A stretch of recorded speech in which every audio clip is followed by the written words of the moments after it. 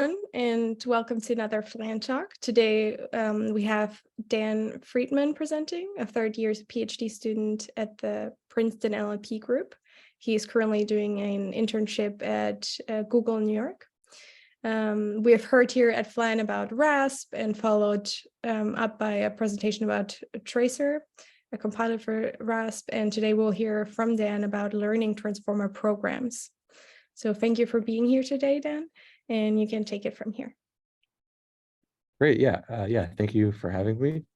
And yeah, feel free to stop me at any time throughout the talk for questions or anything like that. Okay, yeah, so I am going to talk about a project I did with my lab mate Alex and my advisor Danchi. And the title of the project is Learning Transformer Programs. Okay, so our motivation for this project is sort of the question, what algorithm does a neural network implement? So I think this is a relevant question in a lot of settings. It's, if we're trying to debug a model or maybe audit it in advance, or just sort of learn about, what solution has it learned for some particular problem.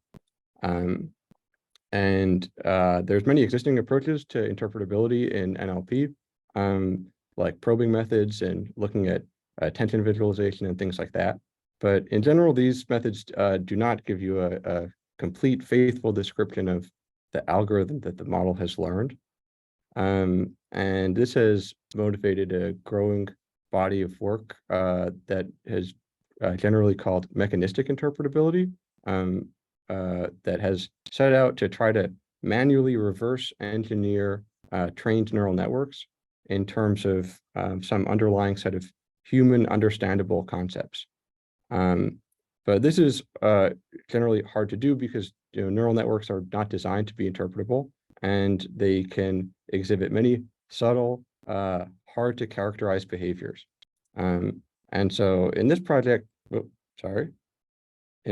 we set out to modify the transformer so that we can train it using kind of gradient-based optimization, but then automatically convert it into an alternative discrete representation as like a program or like a computer code that implements the same algorithm.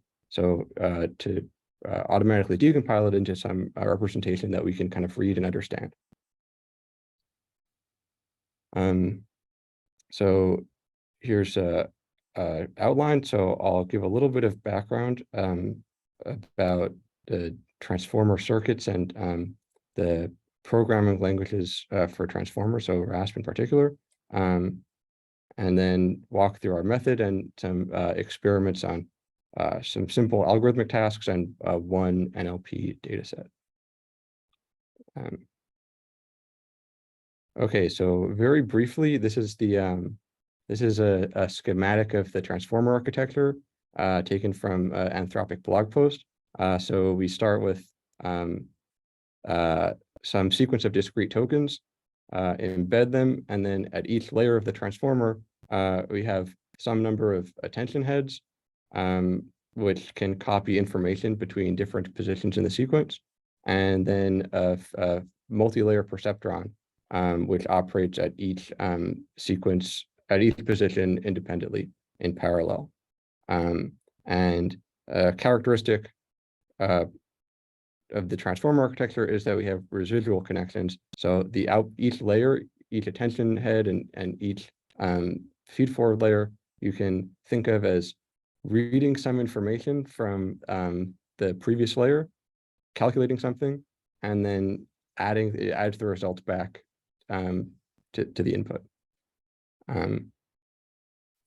And sort of a conceptual metaphor for thinking about the transformer is in terms of reading and writing to the so-called residual stream. So this also comes from this Anthropic blog post, where you can think of each layer as, you could sort of imagine the sequence of hidden states as forming like a kind of like a sort of like a memory in a computer program where each layer will read some information from the residual stream with some linear projection, and then write some information back to the residual stream. Yeah, and in particular, each layer you can think of as reading from some subspace and writing to another subspace, or possibly the same one. And already we can see some kind of interpretability challenges that are posed by this transformer architecture. The first is that it's hard to disentangle how information is flowing between the different components. So we can see here that one layer doesn't read like it's hard to say which which information, say you have one layer write some information. It's hard to say which module is like written the information that some downstream module will read. I think this challenge will maybe become clearer later on. And the other thing is how does each component compute the output? So we have each layer is reading something, but it's a little bit hard to say exactly what. It's doing some kind of calculation that also is obscure to us. So our goal is to try to map, to try to find a correspondence between the transformer and some kind of easier to interpret program. And our compilation, our target is based on the RASP language. So I think this should be, I guess, familiar to most of the audience. So I'll just briefly walk through the kind of main parts of RASP. So here's an example of a RASP-like program for reversing a string. And the program starts, it takes some input variables. So we have tokens and indices, which kind of correspond to the like input embeddings in a transformer. Then you can do arbitrary element-wise transformations, which correspond to the MLP layers. So in this case, we calculate an intermediate variable called op index by taking length minus indices minus 1. So here we're just doing some element-wise operations, so that can be implemented with the feed-forward layer. And then maybe the most relevant component of RASP for our purposes are these select and aggregate operations, which correspond to the attention layer. So here we have select, and select takes as input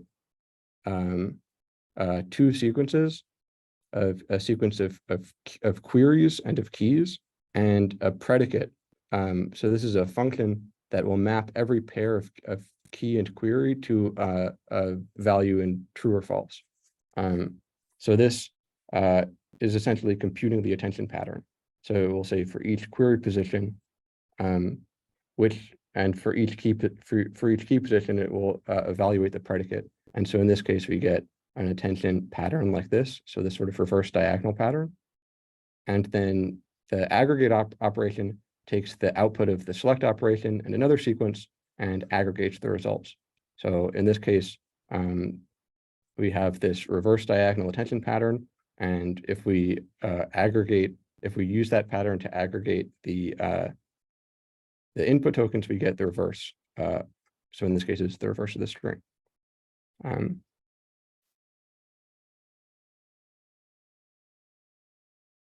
Yeah, and in a subsequent work from some people at DeepMind called Tracer, they introduced a compiler for RASP. So this is one approach to taking a RASP program and converting it into the weights of an actual transformer network that will implement the program. So what we're looking at here is another RASP program and the corresponding residual stream for a particular input. So these are the input embeddings, and you can see how they evolve after each layer. So we have the first at the input layer. We have the residual stream is encoding the value of these different variables. So we have the tokens variable is encoded in the first block of the residual stream as just one hot embeddings. Similarly, the position embeddings are encoded down here. And then there's a bunch of free space, which we'll use to write the value of some new variables. And at each layer, we have each module, so for the attention layers and then the feed forward layers and so on, will read some information from the previous layer and write, calculate some output and write it to a new dedicated address. So we have attention output is written as just a scalar value here, and so on until you get like the target output.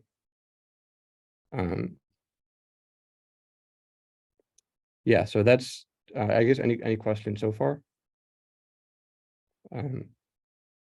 Yeah, so this all is kind of by way of background. And to sort of summarize, RASP and Tracer give a nice framework for mapping between some human interpretable program abstractions and transformer networks. However, there's in general not going to be a way to take an arbitrary transformer and convert it into a RASP program. And so our approach is to impose some constraints on the transformer network to guarantee that the weights are always kind of confined to the subset of transformer weights that can be deterministically mapped to a RASP-like program. So yeah, put another way, there's like a kind of we kind of want to train a transformer restricted to the set of transformers that are kind of, in a sense, possible compilation targets for a RASP program. And so the first constraint will be to ensure that we have a disentangled residual stream. So each piece of information is kind of written to a separate dedicated address. And second, we'll make sure that each module, so each attention head and feed forward layer, will implement some internally interpretable computation. And then we can formulate a kind of continuous relaxation scheme for learning the parameters. So now moving on, I'll walk through the method and I'll use a simple kind of working example. So this is a task, and I'll walk through the method with a transformer program that we learned for this task. So this is like a kind of very simplistic version of an in-context learning task. So here, each input will consist of a sequence of letters and numbers alternating. So A1, B2, B2, A blank.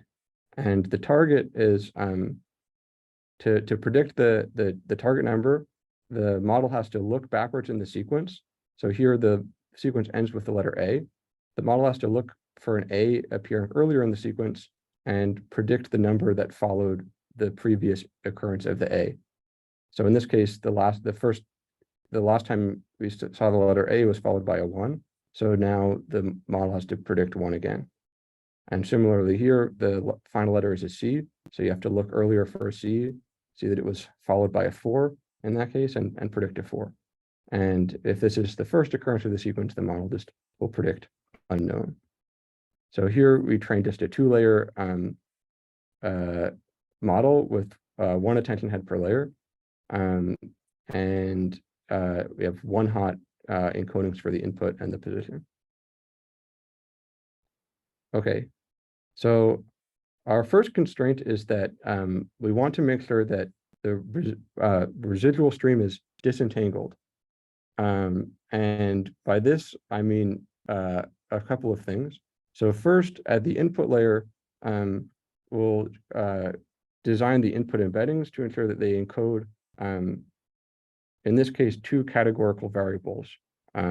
So we have the tokens variable, which is encoded in this first block, and then the position variable, which is encoded in the second block. Then each attention layer will read a fixed set of variables from the residual stream, and then write a new variable to a dedicated address. So in this case, we have the first attention layer, which is reading 3 values. So it reads three variables. So the key, the query, and the variable, and the value variable. And you can see that it's, in this case, it's reading the position variable as both the key and the query, and the tokens variable as the value. And the way we accomplish this constraint is as following. So in a standard transformer, we have kind of the notion that each layer reads from the residual stream by just an arbitrary linear projection. And for a transformer program, we institute the constraint that this linear projection has to have the following form. So each linear projection is parameterized by a binary gate.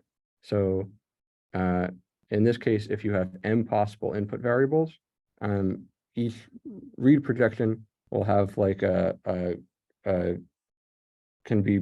is sort of parameterized by an m-dimensional binary vector with a single 1 value that says which variable will you read, for this read, for this layer.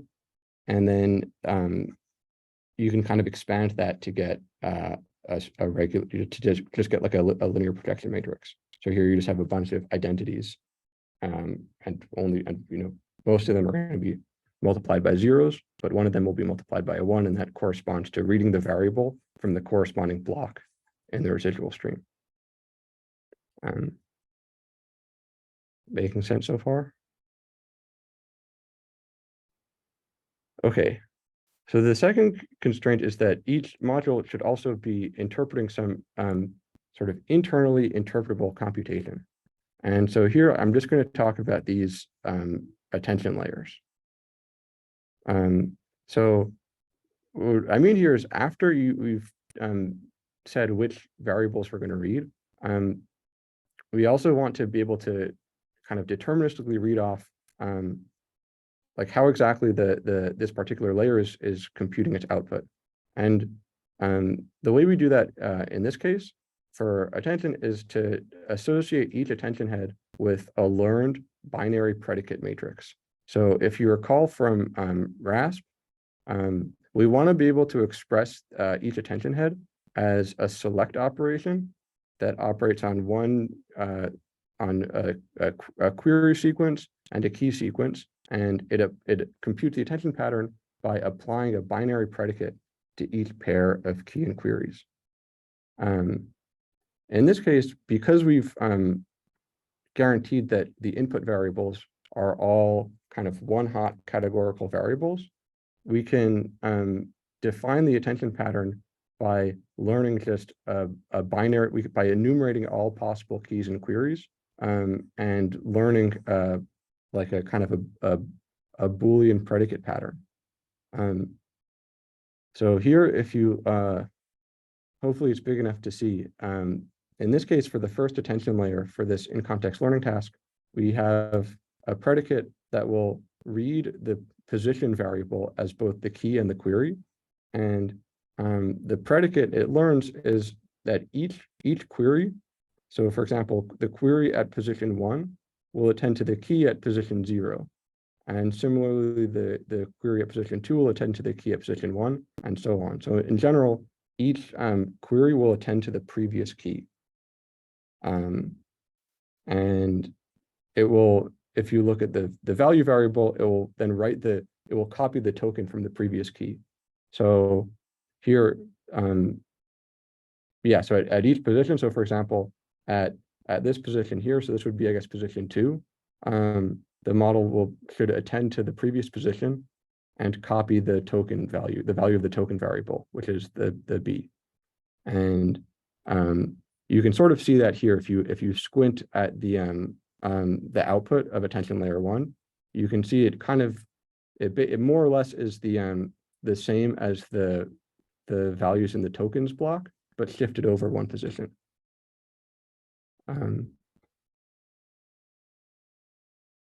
Yeah, and so this constraint is accomplished similar to above by associating each attention head with a binary predicate matrix. So here, K stands for the cardinality of the input variables. So in this case, both of the input variables have a cardinality of 10, so they can take on at most 10 possible values.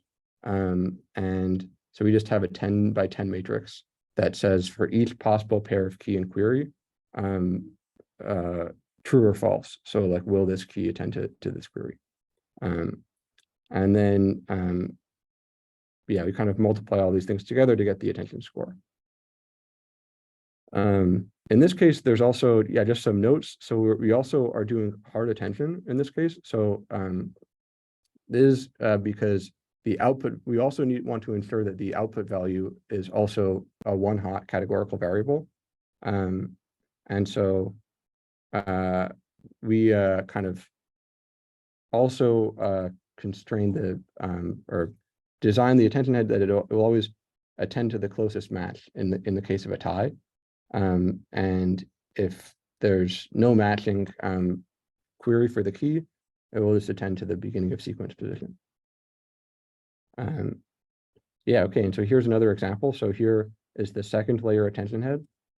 And so again, in general, each attention head is kind of fully defined by first, what are the variables that it reads?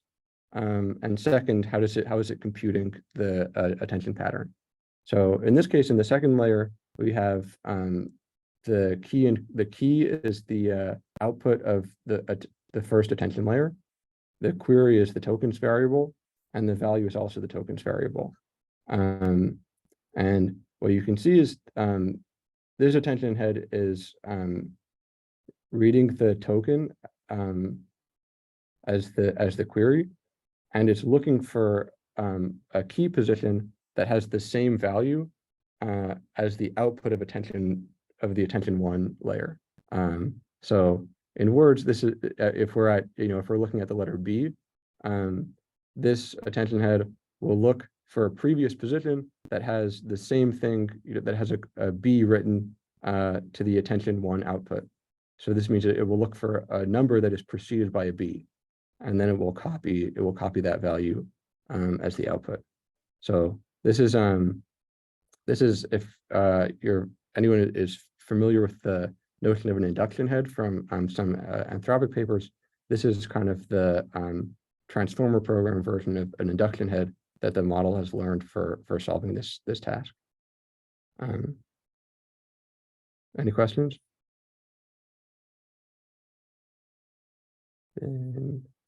No. No. Okay, then let's move on. Okay, so the final component of these models will just be a linear classifier. So this is the, I guess, one kind of continuous part of the model. But in general, you can think of the model as just a discrete feature extractor. And then in the final layer, we'll just extract the feature vector and classify it with just some linear classifier weights. And so in this case, you can see that most of the action is happening in this block here, so corresponding to the attention to output. And you can see here we have an active bit, over here that will lead the model to predict the right value. So it will predict essentially the number corresponding to whatever token you've attended to in the attention layer 2. So as a consequence of once we've constrained the model in this way, we can deterministically read off an alternative representation of the model. And in particular, we can convert it into like a Python program in sort of a RASP style of using some sort of RASP-like operations. So in particular, we define each attention head in terms of, first of all, what are the variables that it reads for the key, the query, and the value. And second of all, kind of a binary predicate function that takes as input one query and one key and calculates true or false for every combination of key and query. So in this case, for this first attention head that essentially is doing the attending to the previous token, it's defined by essentially this predicate function that will always attend to the previous position. Similarly, the second attention head, we have sort of an identity type of mapping where each token will attend to a position where the value of attention 1 is the same as the token.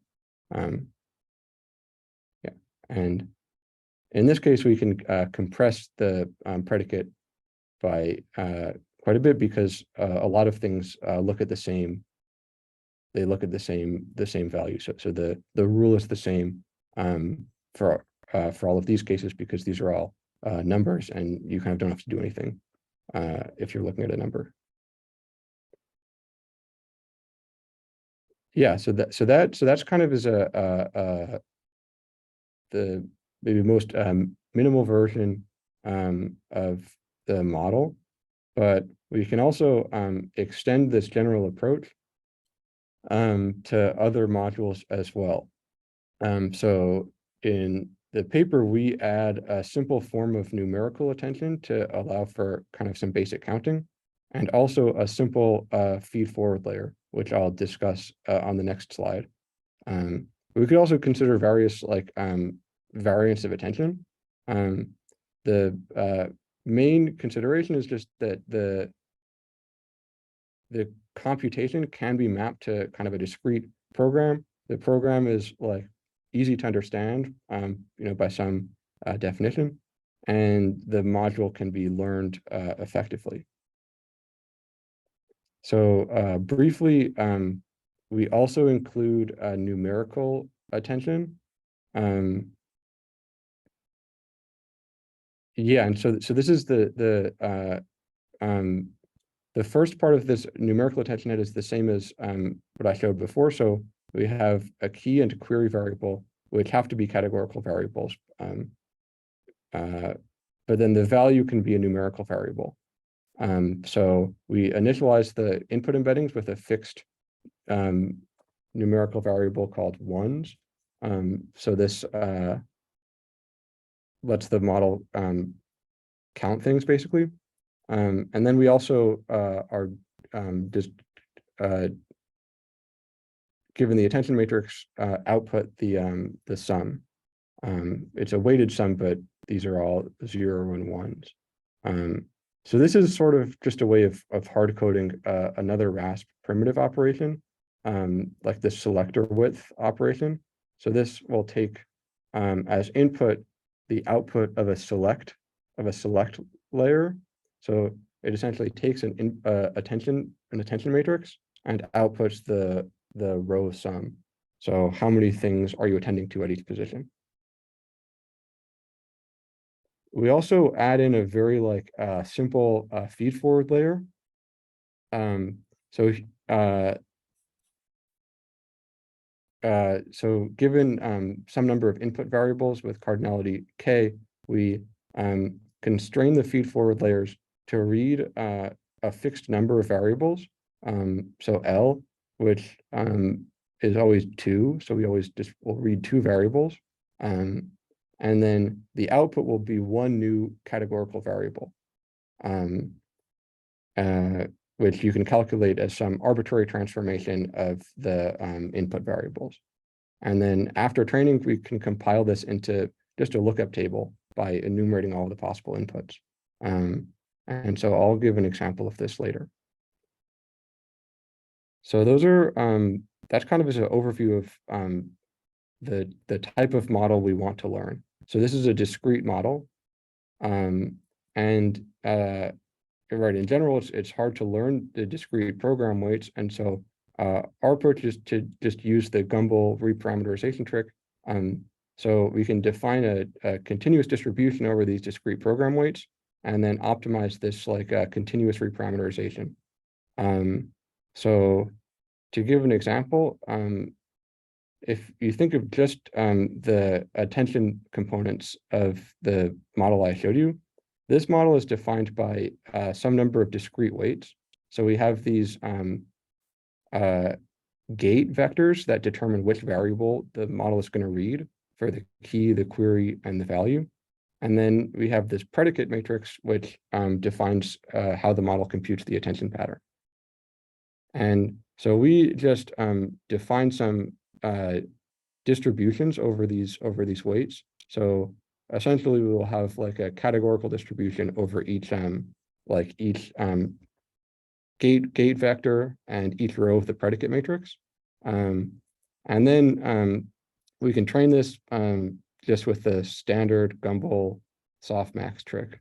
So at each step of training, you sample the discrete weights from these distributions using the Gumbel-Softmax, calculate the loss using the discrete weights, and you can use back propagation to update these parameters. So this is a pretty standard approach to discrete optimization. Okay, so now speak up if there's any questions. Otherwise, I will talk about some of the experiments. And at a high level, we're trying to answer two questions. First, is it possible to learn like reasonable programs? And second, what are the programs like?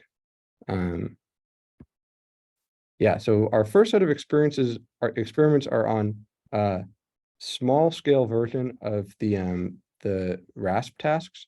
So these are a set of simple like algorithmic tasks that were introduced in the RASP paper.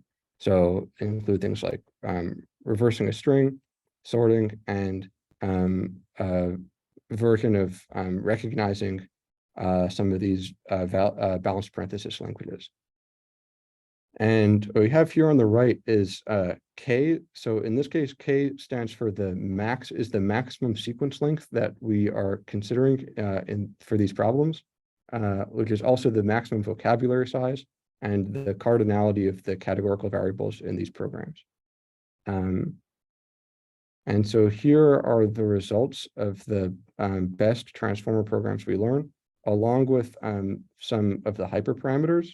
So this is the number of layers, the total number of attention heads, and the total number of feed-forward layers. So we can have multiple feed-forward layers or multiple feed-forward modules per layer. And these are evenly divided between numerical, like counting attention heads, and the categorical attention heads. And you can see that the model can get pretty high accuracy for almost all of these tasks, but it's not perfect, and we often, it seems, need a pretty big model. So maybe like more attention heads or more layers than we might expect. So yeah, and there's one task that this most frequent task that the model just can't do very well on at all. So I think the takeaway is that the model can learn like some reasonable programs for small scale tasks, but they're not always the programs that you would write yourself, and they're not always the most like parsimonious programs. And yeah, to get a sense of some of the optimization challenges, we also did some experiments where we increased the size of the problem. So we increased the vocabulary size and the maximum sequence length. And you can see that the performance degrades quite a bit in most cases.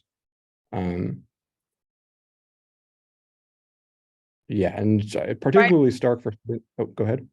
Were you able to try fix that a little bit with changing other parameters that you had on the last table, or is this? I guess the other parameters are just, yeah, I guess it's possible that training an even bigger model would be possible, like just increasing the number of attention heads and so on might work. Yeah, it actually is like a good point, which maybe I'll touch on in the next slide, which is like kind of I think one thing that's like suggestive in these results is that, like, if you look at the first row, for example, if you look at the results at reversing a string, we already saw earlier like a simple RASP program for reversing a string. So it seems like the model should be able to learn to do this without too much difficulty. But it's like the fact that it gets a pretty good solution for the shorter strings, but it doesn't scale to the longer strings, suggests that maybe it's solving this task in a different way from how we might expect. So it's not learning like a good solution that will generalize to So I larger have a versions. question here, which is, do we know how well unmodified transformers do these tasks? Yeah, I don't have the results here, but I think the unmodified transformer can get basically like 100% accuracy. All the way across this table.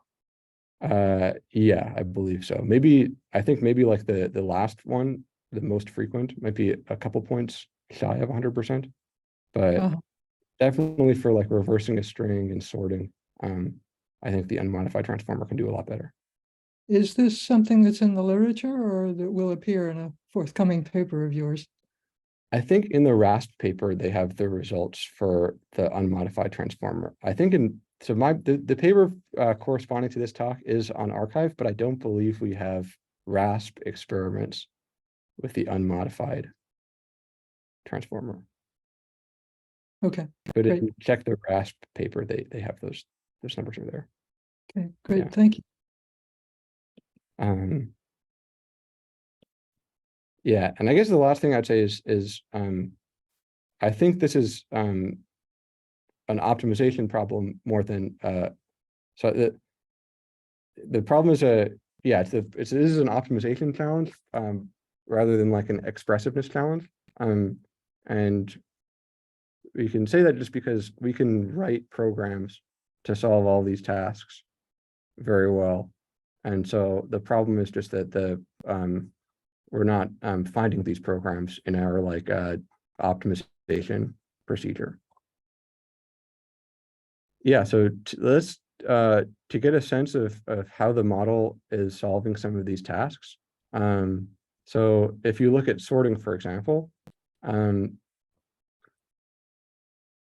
we saw earlier like kind of a simple like sorting algorithm for the transformer that will work pretty well and generalized to strings of various lengths. But in this case, if we look at some subsets of the sorting program, we can see that this program is more like cobbling together a lot of kind of statistical properties of the sorting task. So in this case, here's the first attention head. And again, these attention heads are completely defined by first which variables they read, and second this predicate which calculates the attention pattern. And so what we can see here is that in this case, the model at early positions, so 1 or 2, the model will look in the sequence for a 1, and at later positions, it will look in the sequence for a 4. And if we look on the right, these are the classifier weights that correspond to the output of this attention head. And you can see that if you see a 1 at an early position, this will increase the likelihood of outputting a 1. And similarly, if you see a 4 at a later position, this will increase the likelihood of outputting a 4. Yeah, and so this is like yeah, I think does not correspond to any like sorting algorithm that comes to my mind, but you can see how if you have enough attention heads like this, or you can imagine how you can get like pretty high accuracy for sorting very short sequences. Here's like a more maybe a more interesting example. So here, this task is called the double histogram task. And so here the target is to output for each token, for each at each position, the you need to first calculate the histogram. So how many times does an A appear, how many times does a B appear, and so on, and then output the number of unique characters that have the same histogram value. So in this case, A and C both appear one time. So there's 2 characters that have a histogram value of 1. So the output for both A and C is 2. And then B appears twice. So there's 1 unique character with histogram value of 2. And so you output a 1 for those 2 positions. And here's like an attention head from the double histogram program. So first we have a numerical attention head that is just calculating the histogram. Right, so at each position, just look for each query, look for keys that have the same token value. Then in the second layer, there's a feed forward layer that checks if it reads the output of this attention head, and outputs a 4 if the value is 1. So basically, if you have a histogram value of 1, this will output a 4, otherwise a 0.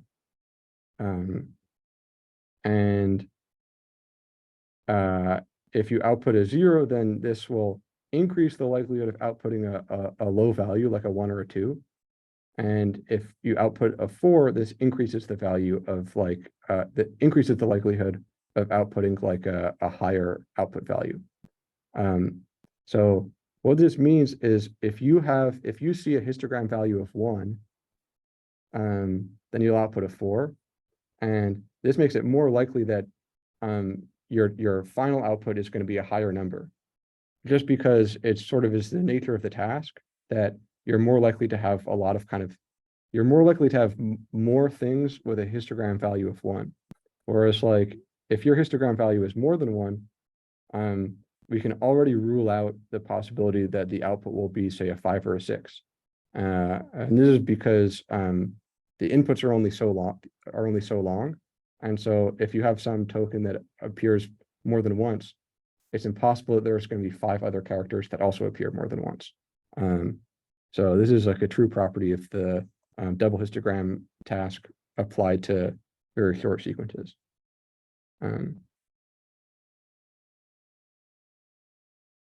Yeah, and here's, I think, the last example I'll show. So this is the Dike2 like prefix recognition task. And so Dike2 is a balanced parenthesis language with 2 bracket types. And the objective for this task is to output at each position either the letter P if this is a valid prefix in Dike2, a T if it's a valid string in Dike2, and an F if it's an invalid string. So in this case, we have a valid prefix. It's still a valid prefix. At this position, you output a T because we've closed all of the brackets, and so the whole prefix up to this point is a valid string. And then at the final position, we output false because you have a mismatched bracket, so you have to you have to close this parenthesis before you can do anything else. Well, before you can like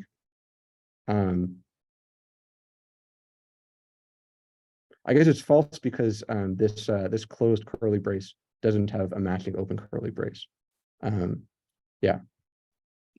And so here's like a subset of the program for Dike2, and we can see first that this attention head is doing a familiar thing, which is copying a value from the previous position. So here you just will always look at the previous position and copy the token value.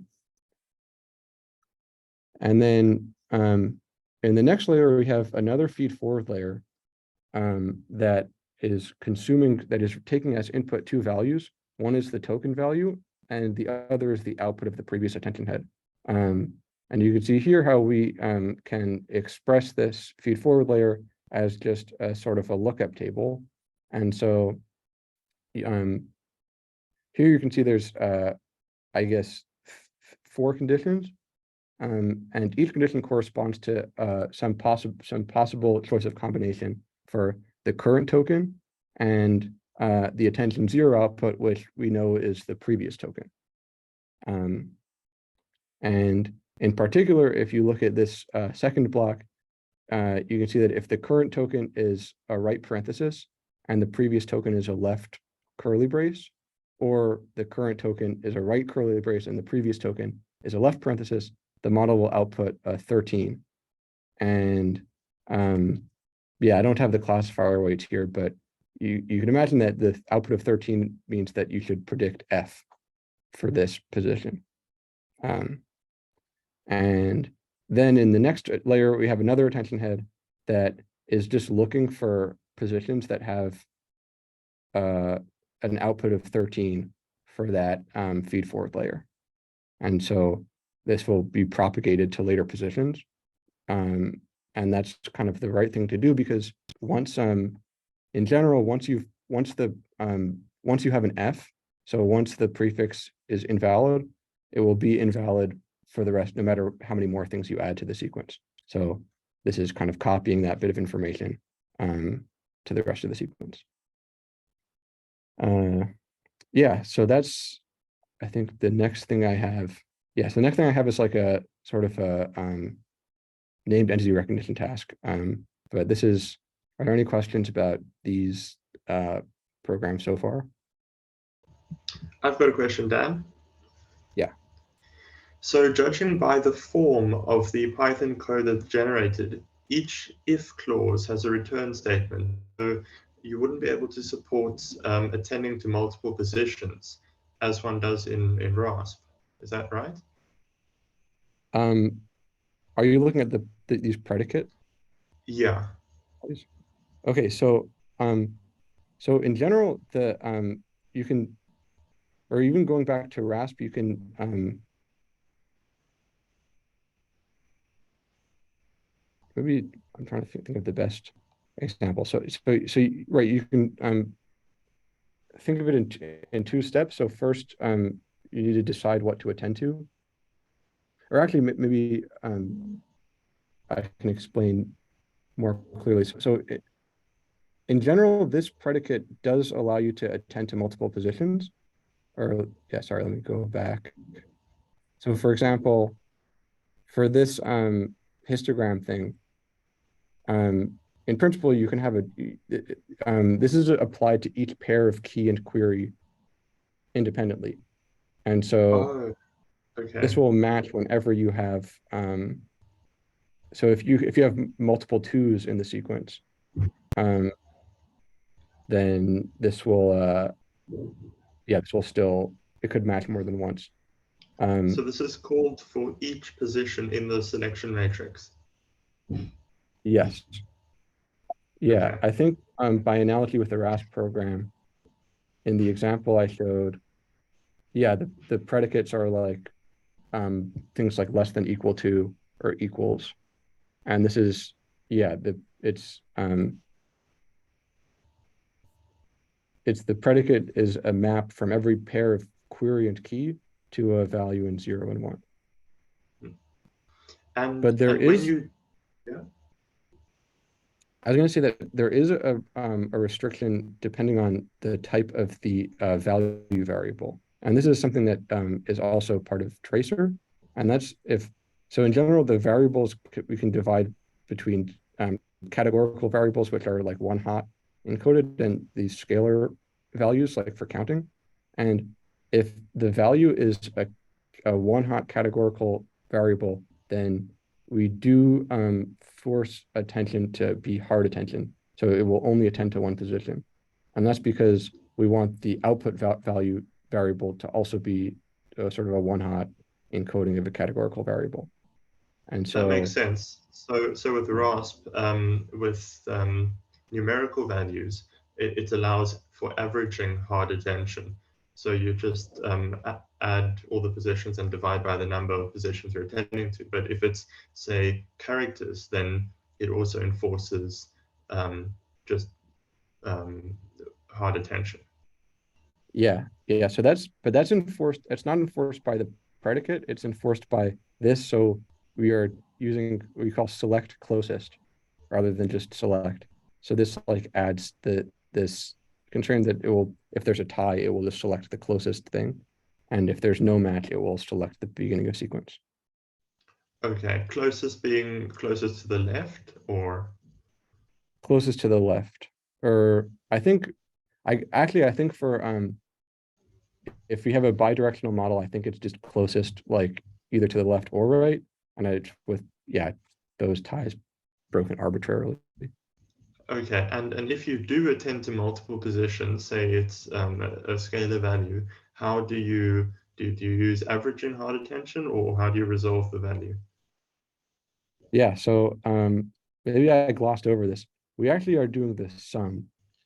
And this is like kind of like a way of hard coding the possibility of doing like this selector width. So we just sum up the values. But it also is a necessary constraint for keeping the program discrete. So the sum will still just have integers.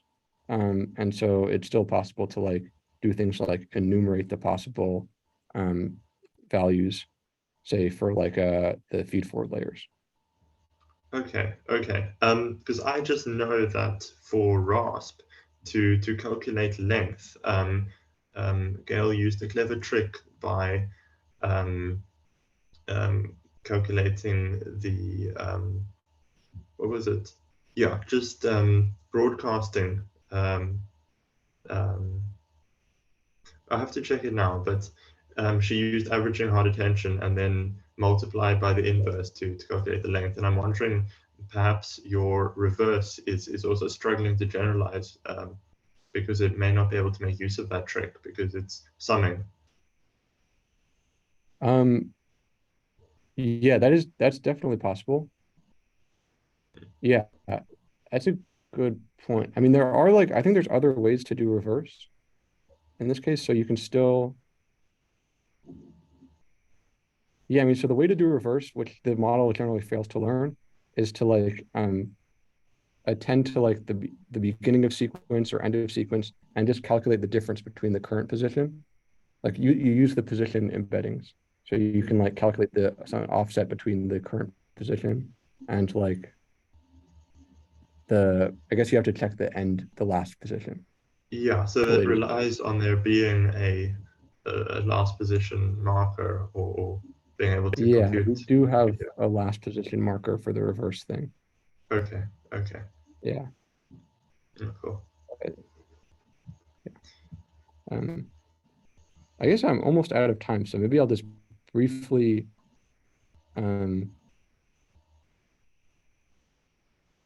maybe I'll just direct you to the paper if you're interested in our final experiment on named entity recognition. The main thing I'll say is that we have one more like kind of extension to the program, which is in a case where we have a very large input vocabulary, it's prohibitive to have the one hot input embedding still. And so what we do here is we learn like a kind of a factored categorical input embeddings. So we pick as a hyperparameter some number of variables, which will compose the input embeddings. And then each variable will take on some categorical variable. So you can think of this as just a set of clusterings of the input vocabulary. And we can figure out what they mean after the fact by looking at which words are assigned to which variable values. So you can see here we have variable values that seem to correspond to like place names, prepositions, person names, and so on. And this is makes sense for named entity recognition. Yeah, but I would direct you to the paper for some more of those results and example programs. And yeah, I guess I'll leave it at that. So yeah, to sum up, there's we can learn non-trivial programs for a variety of tasks, and we can interpret them by inspecting the code. And I think there's a lot of future work to be done on coming up with better optimization methods and scaling this approach to larger and maybe more complicated tasks and models. And you can check out the paper on arXiv, and we have a GitHub with the code for reproducing the results, and also a lot of programs for all the tasks in the paper. So these are just Python programs that you can run, if you ever need to sort a list of 8 letters.